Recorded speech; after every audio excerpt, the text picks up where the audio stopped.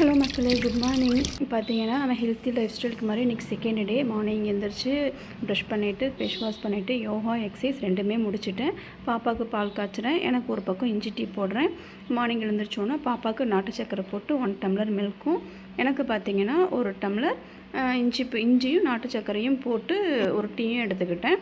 அப்போ பார்த்திங்கன்னா காலைல சாப்பிட்றதுக்கு எனக்கு பார்த்திங்கன்னா 2 ஆனியன், 2 கேரட், அதில் பார்த்திங்கன்னா 1 பிஞ்ச் சால்ட், அப்புறம் லைட்டாக பெப்பர் பவுடர், அப்புறம் மஞ்சள் தூள், நெக்ஸ்ட்டு பார்த்திங்கன்னா லைட்டாக மிளகாத்தூள் மட்டும் போட்டு ஒரு ஆம்லேட் மாதிரி போட்டுக்கிட்டேன். பாப்பாவுக்கு வந்து குக்கும்பரில் லைட்டாக சால்ட்டும் லைட்டாக பெப்பரும் போட்டு மிக்ஸ் பண்ணி கொடுத்துட்டு, அவள் வந்து உருளைக்கிழங்கு கேட்டாள். ஸோ அவளுக்கு உருளைக்கிழங்கு பார்த்திங்கன்னா ரவுண்டாக கட் பண்ணி அதை ஃப்ரை பண்ணி கொடுத்துட்டேன் மார்னிங்.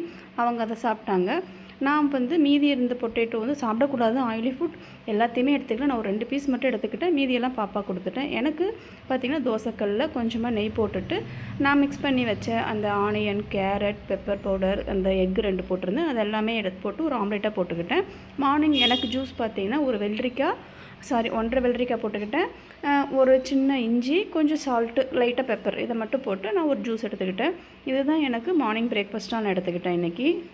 நம்ம தான் ஹெல்த்தி லைஃப் ஸ்டைலில் மாறிட்டோமே, நம்மளோட ஹெல்த் நல்லா இருக்கணும் அப்படின்னா நமக்கு செலவு பண்ணிக்கிட்டோம் அப்படின்னா நம்ம வந்து வெளியே கொண்டு போய் செலவு பண்ண தேவையில்லைன்றதை நான் ரொம்பவே நல்லா புரிஞ்சுக்கிட்டேன். ஸோ அதனால் பார்த்திங்கன்னா நட்ஸு, சீட்ஸ் இதெல்லாம் வந்து ஆன்லைனில் ஆர்டர் போட்டிருந்தேன். ஃப்ளிப்கார்ட்டில் எல்லாமே வந்துருந்துச்சு. எடுத்து எல்லாம் ஸ்டோர் பண்ணி வச்சுருந்தேன். சிலது இன்னும் வராமல் இருக்குது. சில சீட்ஸு இதெல்லாம் இன்னும் வரல.